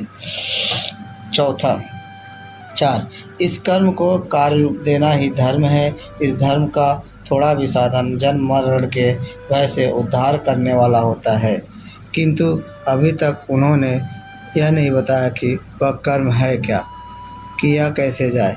इसी अध्याय के 41वें श्लोक में उन्होंने बताया 5, इसमें निश्चयात्मक बुद्धि एक ही है, क्रिया एक ही है। तो क्या बहुत सी क्रिया वाले भजन नहीं करते? श्री कृष्ण कहते हैं वे कर्म नहीं करते। इसका कारण बताते हुए कहते हैं कि अविवेकियों की बुद्धि अनंत शाखाओं वाली होती है, इसलिए वे अनंत क्रियाओं का विस्तार कर लेते हैं। वे दिखावटी शोभा युक्त वाणी में उन क्रियाओं को व्यक्त भी करते हैं। उनकी वाणी की छाप जिनके चित्त पर पड़ जाती है, उनकी भी बुद्धि नष्ट हो जाती है। वे जन्म मृत्यु रूपी अनंत फल को प्राप्त होते हैं। अतः निश्चयात्मक क्रिया एक ही है, लेकिन यह नहीं बताया कि वह क्रिया कौन सी है। 47वें श्लोक में उन्होंने कहा, अर्जुन, कर्म करने में ही तेरा अधिकार है, फल में कभी नहीं। फल की वासना वाला भी मत हो और कर्म करने में तेरी अश्रद्धा भी न हो, अर्थात निरंतर करने के लिए उसी में लीन होकर करे, किंतु यह नहीं बताया कि वह कर्म है क्या। प्रायः इस श्लोक का उदाहरण देकर लोग कहते हैं कि कुछ भी करो, केवल फल की कामना मत करो, तो हो गया निष्काम कर्म योग। किंतु अभी तक श्री कृष्ण ने बताया ही नहीं कि वह कर्म है कौन सा जिसे करे। यहाँ पर केवल कर्म की विशेषताओं पर प्रकाश डाला कि कर्म देता क्या है और कर्म करते समय बरती जाने वाली सावधानियाँ क्या है। प्रश्न ज्यों का त्यों बना हुआ है, जिसे योगेश्वर आगे अध्याय 3-4 में स्पष्ट करेंगे। पुनः इसी पर बल देते हैं। धनंजय, आसक्ति और संग दोष को त्याग कर सिद्धि और असिद्धि में समान भाव रखकर योग में स्थित होकर कर्म कर। कौन सा कर्म? निष्काम कर्म कर। यह समत्व भाव ही योग कहलाता है। विषमता जिसमें न हो ऐसा भाव समत्व कहलाता है। रिद्धियाँ सिद्धियाँ विषम बनाती हैं, आसक्ति हमें विषम बनाती है, फल की इच्छा विषमता पैदा करती है।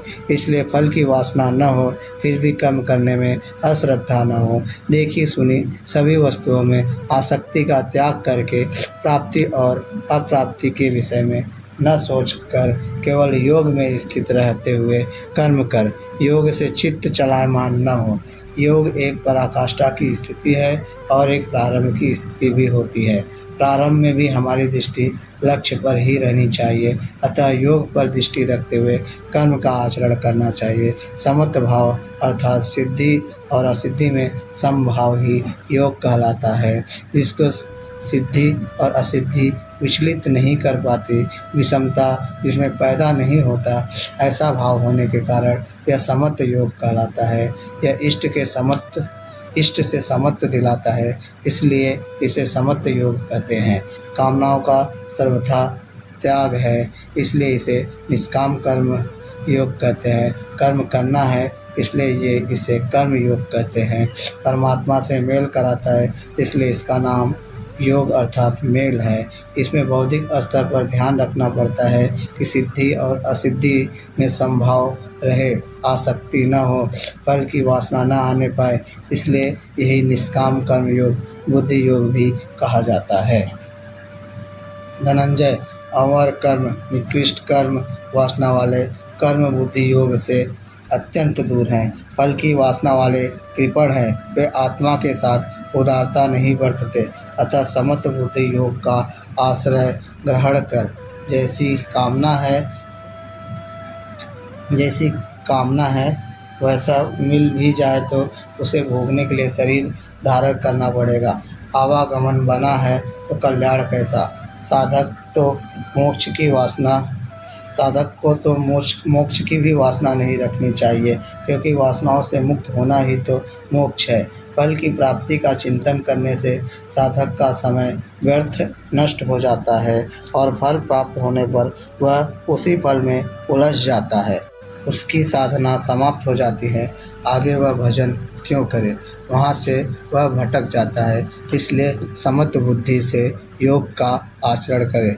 ज्ञान मार्ग को भी श्री कृष्ण ने बुद्धि योग कहा था कि अर्जुन, यह बुद्धि तेरे लिए ज्ञान योग के विषय में कही गई, और यहाँ निष्काम कर्म योग को भी बुद्धि योग कहा गया। वस्तुतः दोनों में बुद्धि का दृष्टिकोण ही अंतर है।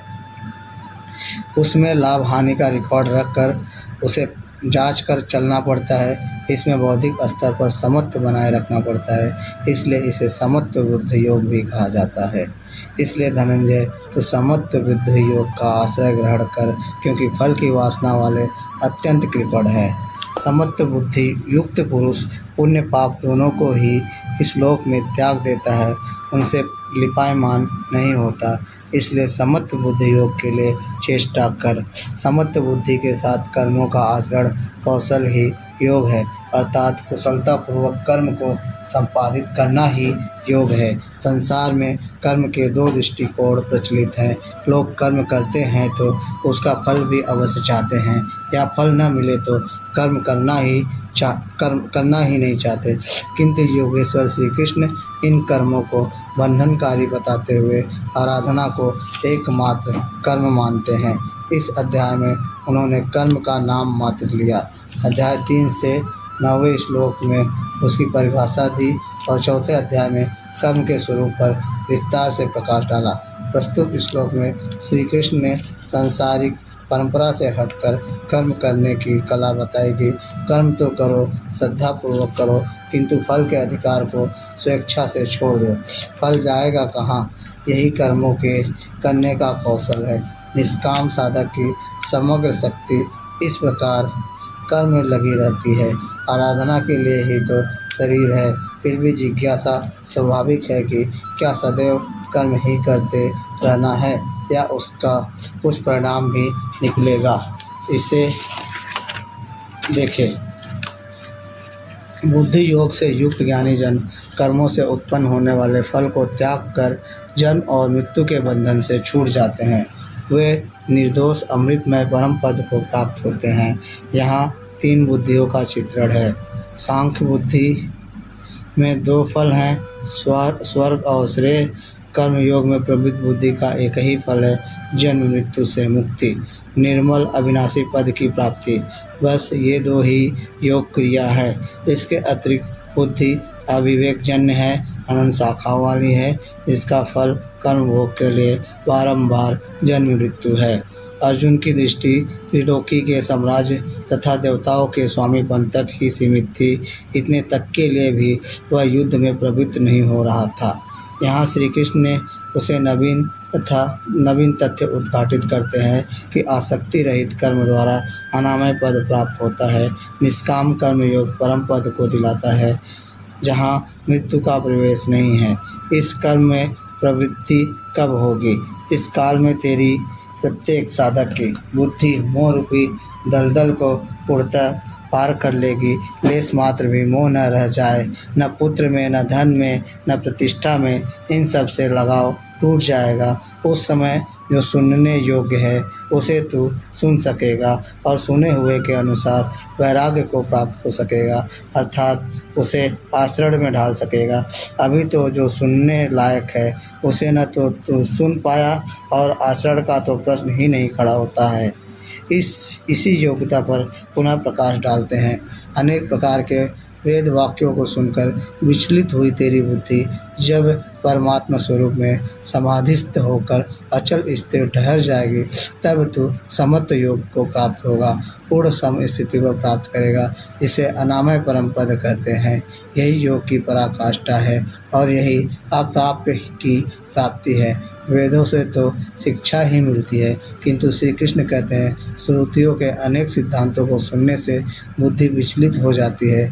सिद्धांत तो अनेकों सुने, लेकिन जो सुनने योग्य है लोग उससे दूर ही रहते हैं। यह विचलित बुद्धि जिस समय समाधि में स्थिर हो जाएगी, तब तू योग की पराकाष्ठा अमृत पद को प्राप्त करेगा।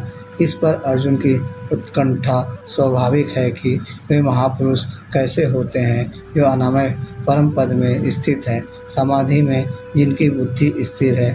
उसने प्रश्न किया, जिसमें चित्त का समाधान किया जाए वह आत्मा ही समाधि है। अनादि तत्व में जो समत्व प्राप्त कर ले उसे समाधिस्थ कहते हैं। अर्जुन ने पूछा, केशव, समाधिस्थ स्थिर बुद्धि वाले महापुरुष के क्या लक्षण है? स्थित प्रज्ञ पुरुष कैसे बोलता है, वह कैसे बैठता है, वह कैसे चलता है? 4 प्रश्न अर्जुन ने किए। इस पर भगवान श्री कृष्ण ने स्थित प्रज्ञ के लक्षण बताते हुए कहा, पार्थ, जब मनुष्य मन में स्थित संपूर्ण कामनाओं को त्याग देता है, तब वह आत्मा में ही संतुष्ट हुआ स्थिर बुद्धि वाला कहा जाता है। कामनाओं के त्याग पर ही आत्मा का दिग्दर्शन होता है। ऐसा आत्माराम आत्मतृप्त महापुरुष ही स्थित प्रज्ञ है। दैविक तथा भौतिक दुखों में जिसका मन उद्विग्न नहीं होता, सुखों की प्राप्ति में जिसकी स्पृहा दूर हो गई है तथा जिसके राग, भय और क्रोध नष्ट हो गए हैं, मनशीलता की चरम सीमा पर पहुंचा हुआ मुनि स्थित प्रज्ञ कहा जाता है। उसके अन्य लक्षण बताते हैं। जो पुरुष सर्वत्र स्नेह रहित हुआ, शुभ अथवा अशुभ को प्राप्त होकर न तो प्रसन्न होता है और न द्वेष करता है, उसकी बुद्धि स्थिर है। शुभ वह है जो परमात्म स्वरूप में लगाता है, अशुभ वह है जो प्रकृति की ओर ले जाने वाला होता है। स्थित प्रज्ञ पुरुष अनुकूल परिस्थितियों से न उस प्रसन्न होता है और न प्रतिकूल परिस्थितियों से द्वेष करता है, क्योंकि प्राप्त होने योग्य वस्तु न उससे भिन्न है और न पतित करने वाले विकार ही उसके लिए हैं, अर्थात सब साधन से उसका अपना कोई प्रयोजन नहीं रहा। जिस प्रकार कछुआ अपने अंगों को समेट लेता है, ठीक वैसे ही यह पुरुष जब सब ओर से अपनी इंद्रियों को समेट लेता है, तब उसकी बुद्धि स्थिर होती है। खतरे को देखते ही कछुआ जिस प्रकार अपने सिर और पैर समेट लेता है, ठीक इसी प्रकार जो पुरुष विषयों में विचरती हुई इंद्रियों को सब ओर से समेट कर हृदय देश में निरोध कर लेता है, उस काल में उस पुरुष की बुद्धि स्थिर होती है। किंतु यह तो एक दृष्टांत मात्र है। खतरे का एहसास मिटते ही कछुआ तो अपने अंगों को पुनः फैला देता है। क्या इसी प्रकार स्थितप्रज्ञ महापुरुष भी विषयों में रस लेने लगता है? इस पर कहते हैं, इंद्रियों द्वारा विषयों को न ग्रहण करने वाले पुरुषों के विषय तो निवृत्त हो जाते हैं, क्योंकि वे ग्रहण ही नहीं करते, किंतु उनका राग निवृत्त नहीं होता, आसक्ति लगी रहती है। संपूर्ण इंद्रियों को विषयों से समेटने वाले निष्काम कर्मी का राग भी परम तत्व परमात्मा का साक्षात्कार करके निवृत्त हो जाता है। महापुरुष कछुए की तरह अपनी इंद्रियों को विषयों में नहीं फैलाता। एक बार जब इंद्रियां सिमट गई तो संस्कार ही मिट जाते हैं, पुनः वे नहीं निकलते। निष्काम कर्म योग के आचरण द्वारा परमात्मा के प्रत्यक्ष दर्शन के साथ उस पुरुष का विषयों से राग भी निवृत्त हो जाता है। प्रायः चिंतन पथ में हठ करते हैं। हठ से इंद्रियों को रोककर वे विषय से तो निवृत्त हो जाते हैं, किंतु मन में उनका चिंतन राग लगा रहता है। यह आसक्ति परमात्मा का साक्षात करने के बाद ही निवृत्त होती है, इसके पूर्व नहीं। पूज्य महाराज जी इस संबंध में अपनी एक घटना बताया करते थे। गृह त्याग से पूर्व उन्हें 3 बार आकाशवाणी हुई थी। अब हमने पूछा, महाराज जी आपको आकाशवाणी क्यों हुई? हम लोगों को तो नहीं हुई। अब इस पर महाराज जी ने कहा, ओ ई शंका मोह के भई रही, अर्थात यह संदेह मुझे भी हुआ था। अब अनुभव में आया कि मैं 7 जन्म से लगातार साधु हूँ। 4 जन्म से तो केवल साधुओं सा वेश बनाए, तिलक लगाए, कहीं विभूति पोते, कहीं कमंडल लिए विचरण कर रहा हूँ। योग क्रिया की जानकारी नहीं थी, लेकिन पिछले 3 जन्म से बढ़िया साधु हूँ, जैसा होना चाहिए। मुझ में योग क्रिया जागृत थी। पिछले जन्म में पार लग चला था, निवृत्ति हो चली थी, किंतु 2 इच्छाएं रह गई थी, एक स्त्री और दूसरी गांजा। अंतर्मन में इच्छाएं थी, किंतु बाहर से हमने शरीर को दृढ़ रखा था। मन में वासना लगी थी, इसलिए जन्म लेना पड़ा।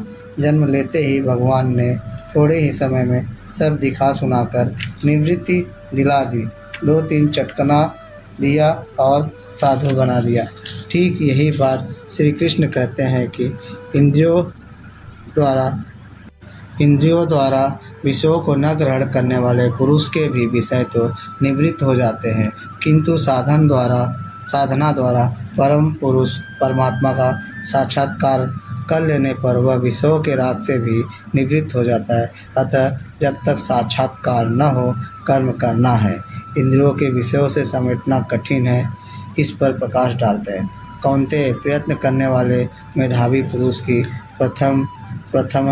प्रथमनशील इंद्रियां उसके मन को बलात् हर लेती हैं, विचलित कर देती हैं। इसलिए उन संपूर्ण इंद्रियों को संयत करके योग से युक्त और समर्पण के साथ मेरे आश्रित हो, क्योंकि जिस पुरुष की इंद्रियां वश में होती हैं, उसी की बुद्धि स्थिर होती है।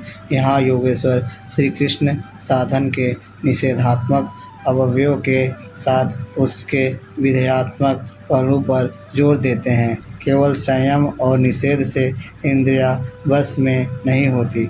समर्पण के साथ इष्ट चिंतन अनिवार्य है। इष्ट चिंतन के अभाव में विषय चिंतन होगा, जिसके कुपरिणाम श्री कृष्ण के ही शब्दों में विषयों का चिंतन करने वाले पुरुष की उन विषयों में आसक्ति हो जाती है। आसक्ति से कामना उत्पन्न होती है।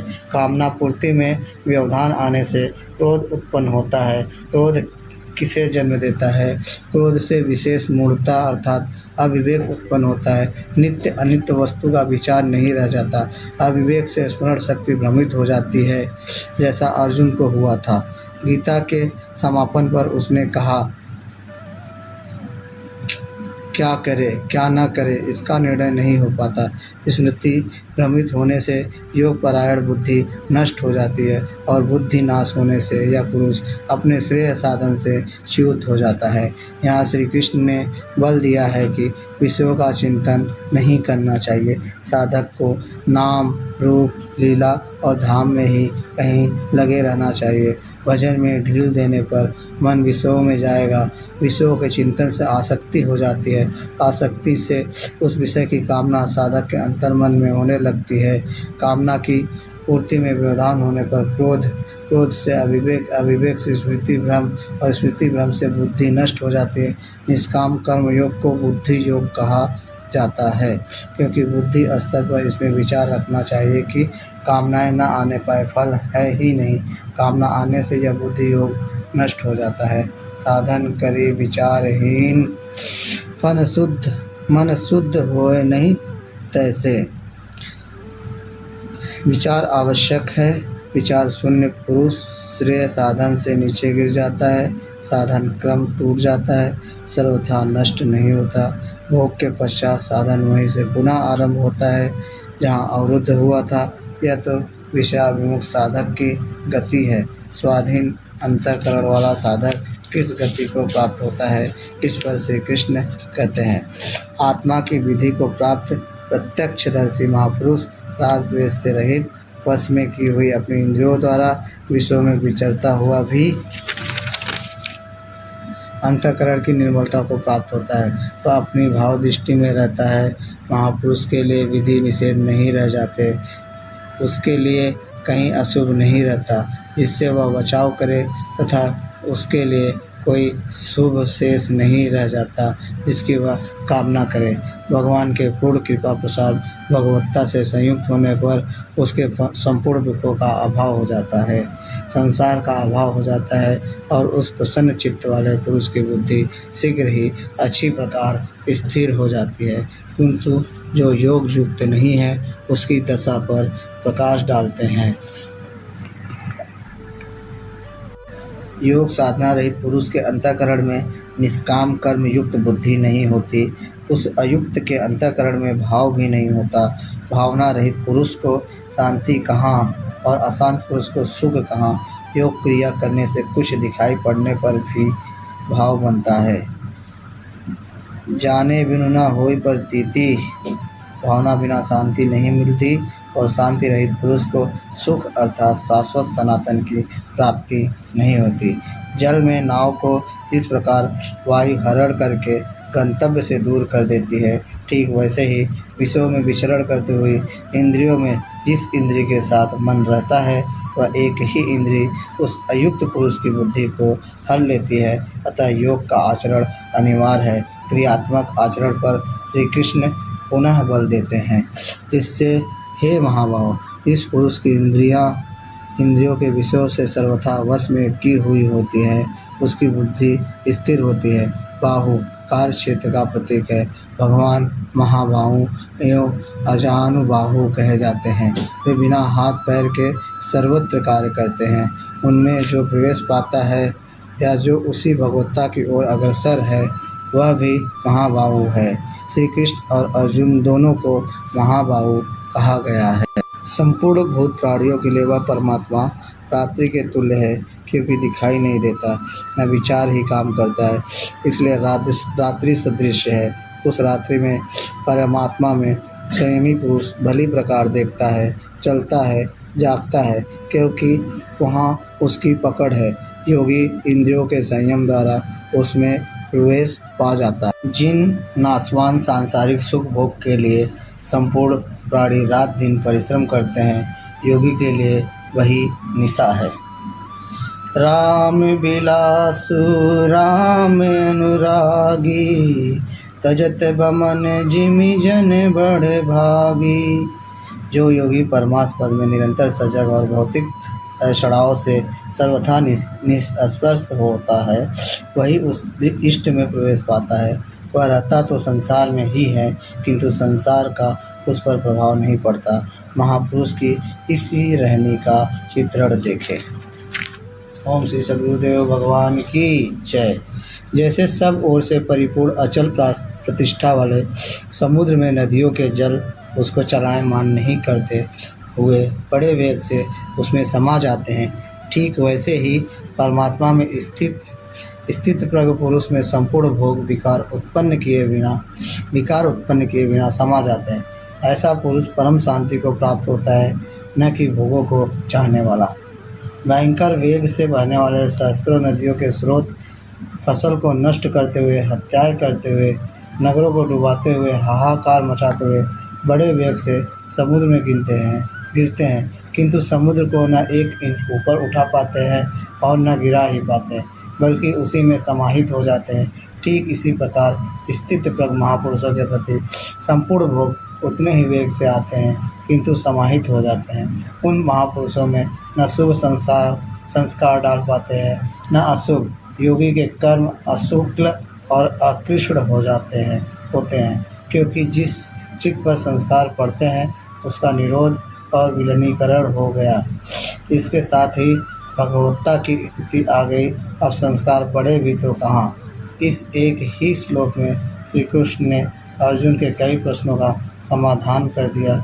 उसकी जिज्ञासा थी कि स्थित प्रज्ञ महापुरुष के लक्षण क्या है, वह कैसे बोलता है, कैसे बैठता है, कैसे चलता है।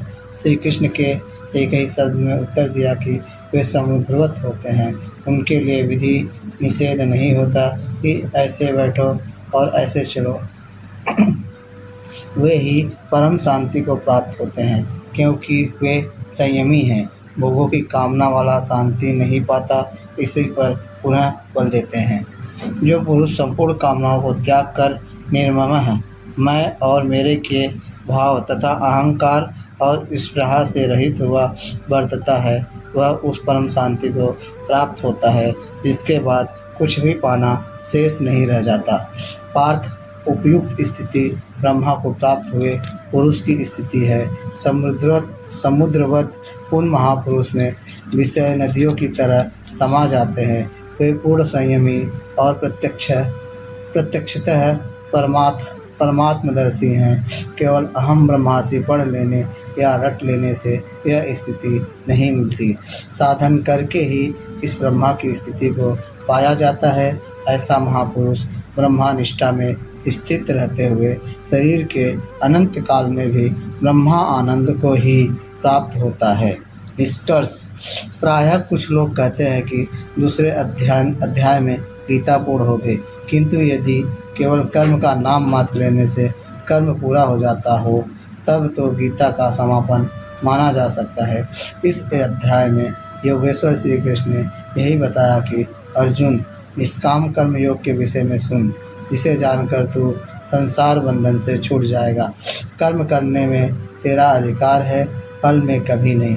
कर्म करने में तेरी अश्रद्धा भी नहीं हो, निरंतर करने के लिए तत्पर हो जा। इसके परिणाम में तू परम पुरुष का दर्शन कर स्थित प्रज्ञ बनेगा, परम शांति पाएगा। किंतु यह नहीं बताया कि कर्म है क्या। यह सांख्य योग नामक अध्याय नहीं है। यह नाम शास्त्रकार का नहीं, अपितु टीकाकारों का ही देन है। वे अपनी बुद्धि के अनुसार ही ग्रहण करते हैं, तो आश्चर्य क्या है। इस अध्याय में कर्म की गरिमा, उसे करने में बरती जाने वाली सावधानी और स्थित प्रज्ञ के लक्षण बताकर श्री कृष्ण ने अर्जुन के मन में कर्म के प्रति उत्कंठा जागृत की है। उसे कुछ प्रश्न दिए हैं। आत्मा शाश्वत है, सनातन है, उसे जानकर तत्वदर्शी बनो। उसकी प्राप्ति के दो साधन हैं, ज्ञान योग और निष्काम कर्म योग। अपनी शक्ति को समझकर हानि लाभ का स्वयं निर्णय लेकर कर्म में प्रवृत्त होना ज्ञान मार्ग है, तथा इष्ट पर निर्भर होकर समर्पण के साथ उसी कर्म में प्रवृत्त होना निष्काम कर्म योग या भक्ति मार्ग है। गोस्वामी तुलसीदास ने दोनों का चित्रण इस प्रकार किया है। मोरे प्रणतन सम ज्ञानी, बालक सुत सम दास अमानी। जनहि मोर बल निज बल ताही, दुह कह काम क्रोध रिपुआही। मेरे दो प्रकार के भजने वाले हैं, एक ज्ञान मार्गी, दूसरा भक्ति मार्गी। निष्काम कर्म मार्गी या भक्ति मार्गी शरणागत होकर मेरा आश्रय लेकर चलता है। ज्ञान योगी अपनी शक्ति सामने रखकर अपने हानि लाभ का विचार कर अपने भरोसे चलता है, जबकि दोनों के शत्रु एक ही हैं। ज्ञान मार्गी को काम क्रोध आदि शत्रुओं पर विजय पाना है और निष्काम कर्मयोगी को भी इन्हीं से युद्ध करना है। कामनाओं का त्याग दोनों करते हैं और दोनों मार्गों में किया जाने वाला कर्म भी एक ही है। इस कर्म के परिणाम में परम शांति को प्राप्त हो जाओगे, लेकिन यह नहीं बताया कि कर्म है क्या। अब आपके भी समक्ष कर्म एक प्रश्न है। अर्जुन के मन में भी कर्म के प्रति जिज्ञासा हुई। तीसरे अध्याय के आरंभ में ही उसने कर्म विषयक प्रश्न प्रस्तुत किया है। इस प्रकार श्रीमद्